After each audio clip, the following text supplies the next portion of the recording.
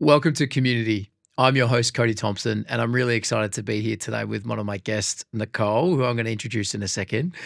As you know, with this podcast, we like to bring all different guests onto the show to really talk about different perspectives when it comes to the disability sector and also the NDIS scheme itself. And Nicole, it's great to have you here today. I really appreciate you joining us. Thank you, and it's an honour being here. Thank you. You're a mother of 3 kids. And tell us a bit about that, in particular being that one of your daughters, Jade, has a disability as well. But tell us your backstory and why we're here to chat today. Okay, so I have 3 adult daughters, and their ages slip. But Jade is my youngest of 3 and was born with a blindness, and that was a bit of a shock because I had 2 healthy pregnancies, nothing came up in scans, and introduced us to the whole disability world. Yeah, I can imagine it's a big sort of eye-opening experience, that's for sure. It is a very eye-opening experience, and it's a journey that is very different to normal parenthood. Well, we'll unpack that in a bit, but I think just quickly, you mentioned you've got the 3 girls. What are their ages, or what's the age gap between the 3? Okay, so I think Crystal is 32. She'll be listening to this, so I know. 32, we'll get Crystal, it right. 32. Tiani, 28, and Jade, 24. Yep. Something like that. They're all going to tell me off. 1992, 1997, and 2001. There you go. Yeah, okay. So around those ages. Yeah. So there is 9 years between Crystal and Jade. Yeah. So and approximately 4.5. So I was a not late starter because I was only 21, 22 when I had Crystal, but long distance between each child. So. And I've got 3 kids myself, so what are mine? 13, 8 and 4. So similar in the sense of the gaps in between. And there can be some real positives out of that, relying on the siblings to help and those sorts of things. So how did you guys navigate that as a family growing up? And was Crystal and like able to help and support not only Jade but all of you? Yeah, so Crystal and Tiani. So Tiani would have been 4.5 when Jade was born, and I said Crystal 9. So yes, unfortunately, I probably had things happen that are bit different to normal parents. Jade had surgeries. We lived in Currumbine, and surgeries were at Fremantle Hospital, and I needed to be there for 6 a.m. or earlier. So sometimes I'd be at my parents' in Leeming, and Crystal would be left babysitting Tiani, which, at 9, do you generally do that? Exactly. No, but that's what happened. Her dad had to go to work. He'd used up all his sick leave. The other neighbour, she did their hair and got them to school. So the beginning was a real, a real tailspin. And I've always been community-minded, done lots of volunteering since I was high school, and I didn't think having a child with a disability would lead to the turmoil is not the right word. There was a lot of challenge by the sounds of things. Yeah, it was. And blindness in the Western world is really a small minority of people being born. Okay. So probably only 1 Braille user per year would be born. Wow. And a lot of children would then go blind or vision impaired, discover a later date. Yep. But Braille user, which is the best way to define, I suppose, blindness because it's such a spectrum. Yep. When she was born, did genetic testing. They didn't really come up with any ideas on why or what or how. It was quite emotional with the language that they used. So, the first paediatrician said something along the lines of, we don't know what is wrong with her, and we don't know really for her lifespan and how it's, going to be. So I asked, well, what does that mean? Does that mean she's going to live a shorter life, longer life? Are we looking at that now? And he says, I can't answer any of those questions. So that was a bit of a shock. And I think that was the button moment that set me into panic attacks and anxiety. So Can only imagine. it wasn't a nice time. But as time went on, I went to support groups. Having a child with a disability creates a network of people who you would never think that you'd meet. And I've met some great friends and positive people, had positive family around me. The kids, great Yeah. husband. And that's the thing. I think listening to all of this already, like it does take, and the episode or the podcast series is called Community, but I really genuinely think it takes a whole community around you to support. You mentioned before, but getting the girls to school, getting them ready for school while you've got to go to appointments or surgeries, that sort of stuff. And Yeah. meanwhile, your husband's got to go to work because you still got to pay the bills. Like, there's so much happening. You can't just rely on one or two people. It really does take a full network of support. It does, and especially when it first happens. And it probably is the same if your child or husband, whoever, gains a disability, like from an accident, let's say. It's probably still the same journey, because when it first happens, you've got to navigate the medical system, and then you've got to navigate the government system, and you've got to navigate the disability itself. Yep. So, there's lots involved, but we had a great network of people around us, but family, school parents, friends. So that was all fantastic. Yeah, definitely. And like you said, I mean, any change, regardless of what the change is itself, can be scary, right? So when it's Yep. such a major change, it can have such a ripple effect. You mentioned before, and sort of talking about like this community that's been around you and supported you. You're a mum of 3, so you've done this twice before, and then Jade comes along and things are different. What was the biggest shock to the system for you? What was the biggest adjustment that you feel like you had to make, given that? And again, as a 3-time parent, I don't know. Sometimes it feels like by the third, we joke with our third often, but the first one gets all brand new clothes and all these new sort of stuff. By the third, they're running around in all hand-me-downs and that sort of stuff, because it almost becomes easier, for a lack of a better term. Yep. And I can imagine it wouldn't have been the case for yourself. So what was the biggest adjustment that you had to make? Felt like having the first child all over again, really, Yeah. in adjustment. So Jade's disability, when she was born, her eyes are deformed. Mhm. So it's called microphthalmia, which means small eye. So her eyes looked different. They were very small. They didn't grow properly. So when she was born like it looked like a winky face. So she could see one eye, but then one eye also then got it was blocked. So the fluid that goes through like a chlorinator box in a swimming pool, it didn't let the fluid through, so her eye started bulging out of her head. Okay. So all that was all a little bit scary. So even the basics of giving her her first bath in the hospital was like, oh, can I get water on her face? Is the water going to go through her eye into her brain? And, Yep. I think I'm pretty good with kids. I babysat when I was 13, 14. I did helped at daycare centres Yep. and had lots of family looking after children. So I even bathed my niece who was in the NICU. So I was like, oh, now I'm having trouble bathing this little Yeah. baby. And so that was probably one. Yep. What else? She was a terrible eater. So I never thought that, and still is. And her, I never knew that was going to be a challenge to have a child being blind. You think of other things, how she's going to do this, how she's going to navigate that in life. I didn't think, how's my child going to eat?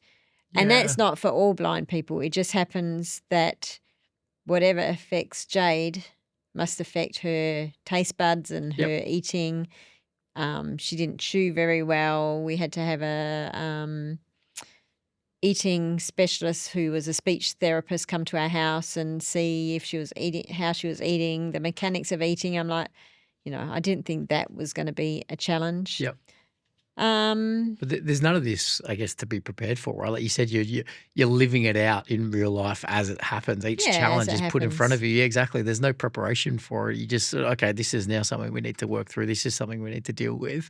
So it would be a lot of those eye-opening moments for you where you're just like, okay, now this is something else that we've got to work through. It is. And her disease being rare, which at the time we didn't know, didn't have a name. It was just that she was blind. They didn't know why. Even all the other kids who we knew who were blind didn't have the same as Jade.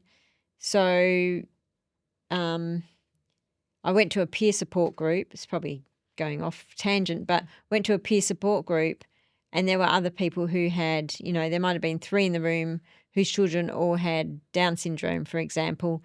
And so they were still able to ask each other, oh, what milestone is your child doing? Yep. What's yours? And there's still a spectrum within that disability, but at the same time, there are similarities. Yeah. Where we were like, don't know anyone in the whole wide world. So, when she got to about 14, we redid her blood tests for genetic testing. And so now she does know what gene she has, and I actually carry that gene. Yep. And her sister Tiani carries that gene. And now we found out my mum carries that gene. But I think my mum just was found out last year. And I think she's the 63rd person in the world. No way. So it's incredible. Wow. So with the gene to carry it, but not necessarily. Yep. So there's probably only about. So I found a support group, or one of the ladies that I met, and there's 40 people in that group. Wow. And of those 40, I think 2 don't have that disability, or their child doesn't have that disability, but they actually just needed somewhere. Yep. And so probably there's 35 parents in there. So in the world, it's like, wow. And Jade's the oldest that I know of. Yep. Yep. So they're all asking. I was going to say, you guys would be the go-to, right? Like, how about you? And I'm like, who do we ask? But I haven't met anybody else yet. Yeah. Well, there's something really powerful in being the pioneers, right? Between yourself and Jade as well, but kicking ass and sort of leading the story and being the first for so many things. Like, that's powerful in itself, but obviously daunting and scary as well. Yeah. Now, obviously, we're here to talk a lot about you as the parent and talk about your story with Jade, but I also do know a little bit about you and know enough to know that you do some amazing community work with Get Scrubbed. Yes. Yeah. So can you tell the audience a little bit about what you do there and the amazing work that the team do? Sure. I'll start by saying, yes, I'm very community minded, and that I, as I said, done community. I was at school, I was on the student council, and ever since leaving school. And then I actually was a facilitator of a peer support group for parents of children with disabilities. So, I've already been community minded, helped set up play groups, lots and lots of things. And during COVID, I didn't cope with the thought of COVID very well. And a lot of us that didn't. Yes, so, yeah. And I was in that party of, oh my goodness, I'm very scared. And maybe that's all my background anxiety. So what can I do to take my brain to a different place? So, we're all on Facebook. I'm a bit of a Facebook addict. And found this group called Adopt a Healthcare Worker. Okay. And this was, how can you help healthcare workers? And there was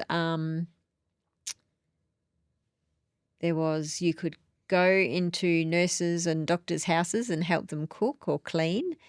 And if you ask Crystal and Tiani and Jade, I'm not the best cleaner in the world. So I was like, I don't want to help. You out of that one? Yeah, Okay. I'm not helping a nurse clean, no way. And I can't remember what the other things were. And I thought, oh, no, I don't want to do that. So we put a little thing out. Does anybody need any sewing done or something, that type of thing that we can do at our home?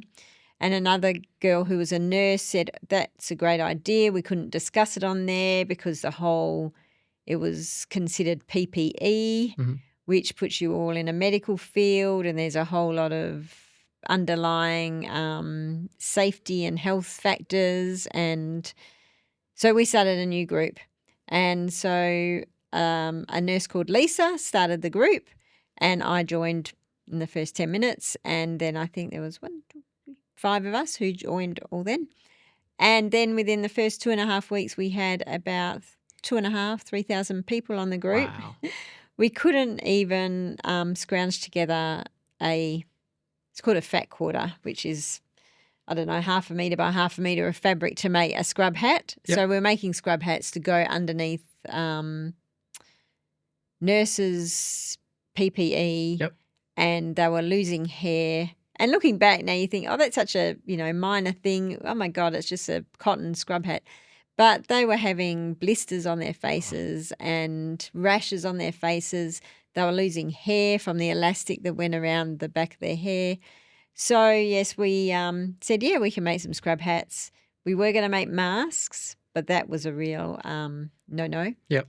So anyway, it's developed now, and now we are at nearly 5,000 people, I think, and now we meet up at 4 different places around Perth, and we've produced and given away probably around $3 million worth of retail stuff, and we That's do incredible. nursing homes, oncology units, disability groups, children's foster care, whole lot of stuff. So we do bibs, adult bibs, fidget quilts. Wow. I don't know. You That's name amazing. it, we do it. Well, well done to you and Thank obviously you. the team as well that have done it with Yeah, you. That's there incredible. is a big team of the 4,000 people. Yeah. So thank you to them. Big time. So we won an award as well. So I heard about this. Yes, Congratulations. It's very exciting and yes. very well deserved. Thank you. Westfield superhero. No, sorry, local hero, not superhero. Oh, well, I think it fits. So, yeah, that was very exciting. That was last month. So any philanthropists out there listening, we need an office and workshop. So anyone out there who knows anyone, that's Absolutely. what we need. Well, we'll put it out to the community. Yes, I think, community. please. I don't know which camera. But Yeah, that's it. But yes, community, if you're out there and you're a philanthropist, we would love an office and for 2 or 3 years. That would be great. Thank you very much. Big time. We'll sign that off. That's fine. But no, big time because, I mean, clearly the work that you guys are doing is incredible and there's such a demand for it. And yes, COVID and the worst parts of it is sort of over, but the need is still there, right? Yeah, and we just say we're much more than a sewing group. Yeah, I love that. So because people always go, oh, sewing group, old ladies get together, but I could do the whole podcast on that, but I'm not going to. That's all right. Well, we'll do a part 2 another time. That's okay. But really quickly, so we can move back, if people wanted to find out more information about the Get Scrubbed stuff. Well, we're on Facebook, Instagram, TikTok, and we have a website, which is www.getscrubbedwa.com.au. Focusing back on yourself and Jade, I guess I want to talk about the disability sector as a whole and I guess the impacts on you as a parent. So my first question is just really, what does inclusion mean to you? And in particular from the lens of a parent of a child with a disability? All right. So when Jade was a baby, inclusion was a big thing. So the disability world was moving from special schools to inclusive schooling. So I went to lots of talks about inclusive learning. Through the journey, I've learned you got to pick what is right for you, because we have inclusiveness, which Jade, her schooling, that's what it was, inclusiveness. She went to the same primary school, same high school, well, different high school to her older sister, but just a private high school and primary school that we chose that our children went to. Going to the peer support groups, though, there were children whose parents had still chosen inclusiveness, but it wasn't working. So then it's gone nearly flip side, that then they felt bad or they didn't know that they could choose a special school. And once they chose that special program for their child, the child blossomed, they were happier, they actually made friends and weren't pitied. They went to social groups with these kids. They did dances. So I think anyone listening, you've got to choose what's right for you and your child and your family situation. If inclusiveness is not working for you, as in the school sector, you've got to find something that you are happy with. Inclusiveness, I think, means you're including that person as a friend or a colleague, that you're not just being a friend or colleague to them because of their disability. So you've got to find things in common with them. You've got to, do you like the same books? Do you like doing the same things? Do you like science fiction or, gaming? Or do you like going for coffees? Yeah. You see lots of support workers taking their client out just to the shopping centre, and that's called community access. But is it? Yeah, exactly.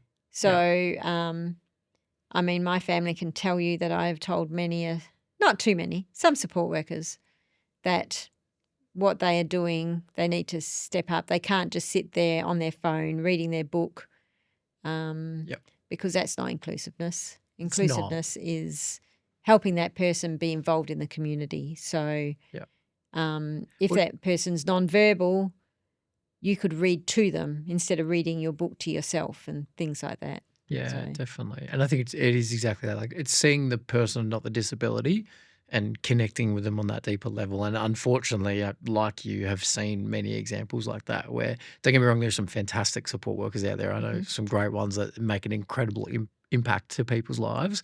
But unfortunately, there is a minority of them out there that it is a job. And I don't think it necessarily should be. I understand at the end of the day it is a business ultimately, but the biggest thing is building connection with people and making sure there is. There is. And there's a cartoon, and this is about inclusiveness, and there is, I think, heights of people, and there's being inclusive, equality. You probably might be able to say the words, but it's the 3 boxes, and it just means that you're putting the boxes at different heights. Yes. So that the people are all at the same height rather than just giving everyone a box. Correct. Yep. It then doesn't mean everybody's, equality is different to inclusiveness. Yeah, no, it's a really powerful message. No, I totally agree. Yeah, okay. And what about on this journey, and in particular for you guys, given that Jade's condition is so rare, like, what's helped you the most? Again, we talk to lots of people and they go through all kinds of different diagnoses, and quite often there are, like you said, peer support groups and other people to lean on. But has there been one like website, one program, one person like that's really helped you on this journey for you? No, and in my mind coming today, I'm thinking what I'm going to talk about in the podcast. So growing up, we were under more the old WA system, which did have its benefits. For this generation and the age of Jade and her peers, the NDIS is good because they can access things that blind adults and vision impaired adults could not before. Sure. So support workers, for example, which is a big thing for the vision impaired community compared to OTs and speechies and things like that. They do need that. But on the flip side, when there was what they call block funding, places like what was Association for the Blind was a big support to us. It's now Visibility, but we didn't have to pay. So the government had already given them block funded. I don't know how that worked. They have a register of clients, how many clients, and the government gave them a set amount of money. And because of that, we had free play groups. We had free OTs, free speeches, and they come to our house. We had home visits. So when Jade was first born, a social worker and psychologist could come to our house. The speech therapist who helped with feeding came to our house. Now you have to pay for everything. You have to pay to get a plan. You have to pay for this. You have to pay for that. You have to pay for the therapist. You have to pay for travel. So what was free, I know it's NDIS is paying, but it's coming out of using the your funding. That's and I think your last one of your last visitors, and he said he was a plan manager. Bailey, yes. Bailey. And he said not looking at it as dollars but hours. And that is so true because the general public might look and say that person's giving $70,000. Wow, that's a lot of money. Yep. But if you break it down, $190 for them to just see you, then $190 for every hour. And so really that $70,000 might only mean that you're getting 2 hours of therapy a week or a fortnight in the year. So where we were doing playgroup, speechy, OT, and that was a bigger support, and this is going to surprise people, but the education department was very big support. They have the vision impaired service, which it's probably changed its name, VES, Vision Education Service. And they back then started, the lady who was the one of the ones in charge anyway, I was going to say principal, she might have been the principal or deputy principal of the service. She just loved children. She loved therapy. It was her passion. It was like her vocation. And she started seeing children as soon as she found out about them. And she would come and visit. I think she visited Jade when she was 3 months old. Jade gave Jade a brailler, had that in our house. Crystal and Tiani played with it. Jade got used to the brailler. It was dinging. The motion of it was sweeping and clicking. And so that became a norm, because a lot of blind children grow up to be illiterate. Mm-hmm. And when I say illiterate, they can't read by themselves. So to me, that was important that Jade would experience Braille, enjoy Braille, and not rely on technology. Yeah. So they were the two services, and really they were the only ones here. But for our day, they really made a big impact. Yeah, good value for money, because we didn't pay. Yeah, definitely. So that's the bad side of NDIS, is that you have to budget, and it's a battle.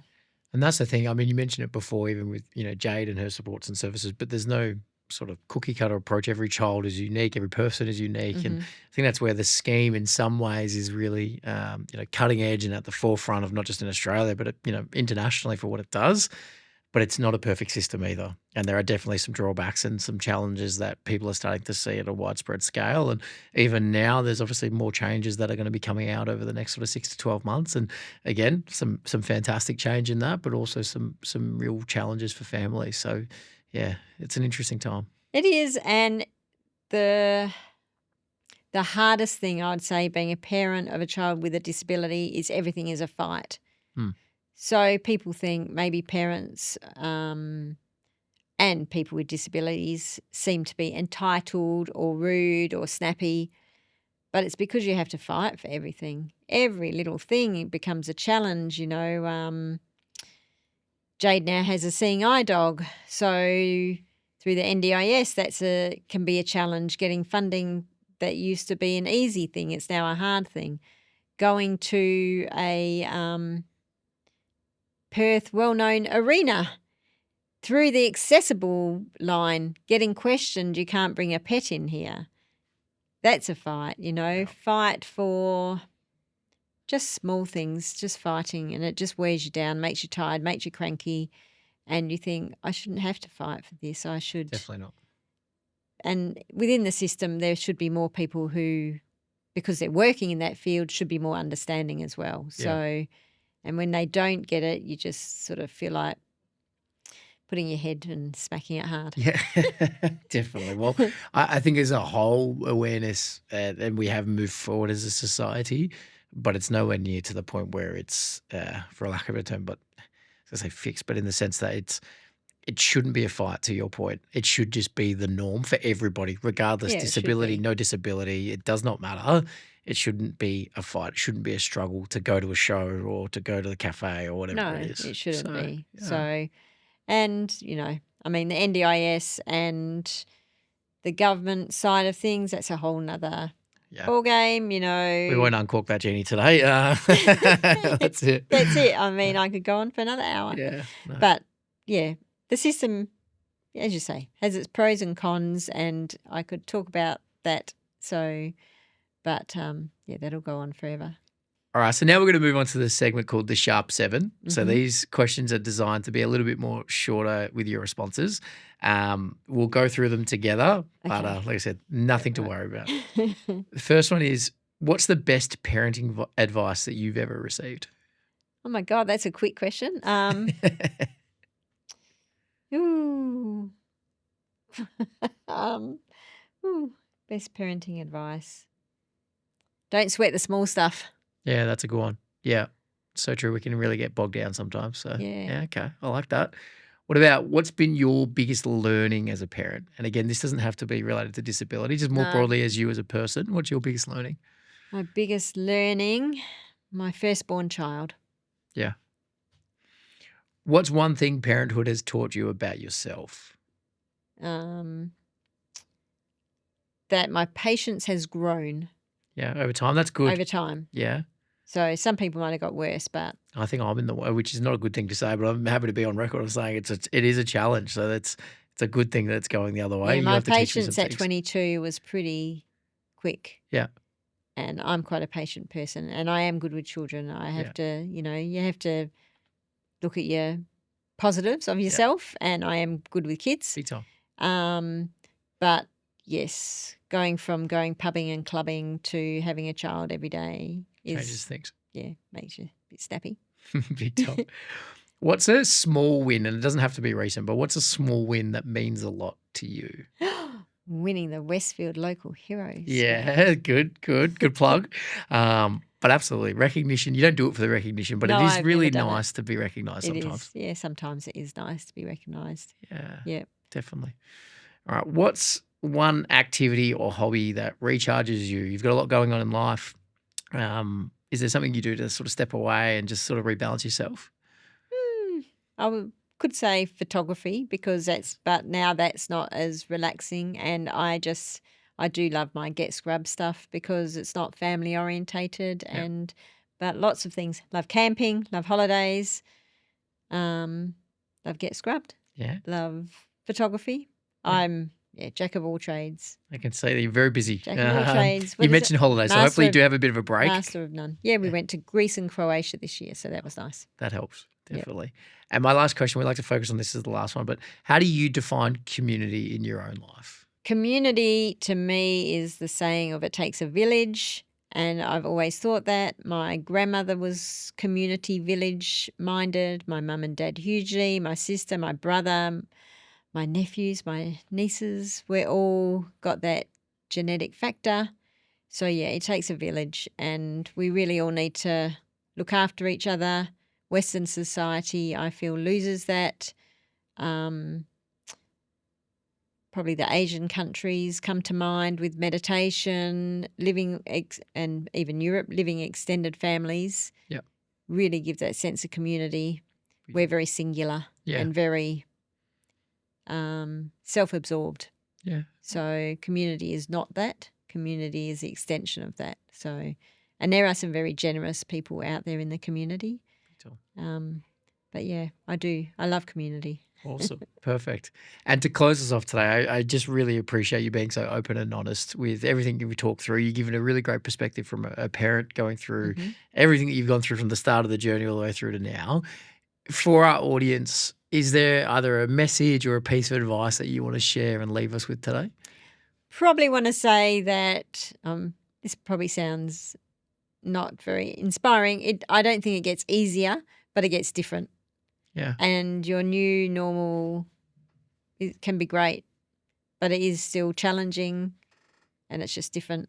So, but yeah, it's not necessarily easier, but just different. No, I really like that. I think it's about embracing what's different and knowing what's being out there. And ultimately, we don't want to pretend that it gets easier if it doesn't. It's really about embracing the challenges and, like you said, finding the good in that difference as well. Yeah, it is. And there's lots of good out there. So just try and, don't concentrate on the bad just so much. Just try and look at the good. Definitely. Well, like I said, I really appreciate your time and, like I said, sharing so many stories with us today. And I'm excited to say as well, we will get Jade on this podcast at some point. She's a busy lady as well, but we look forward to getting her out here. She's great to talk to. She's very good. She's got lots of good things to say, Jade. Definitely. Well, I look forward to that. I'm sure the audience does as well. But Nicole, thank you. Even her sister's probably got good things to say too. Yeah, we'll get the whole family on the podcast. Love it.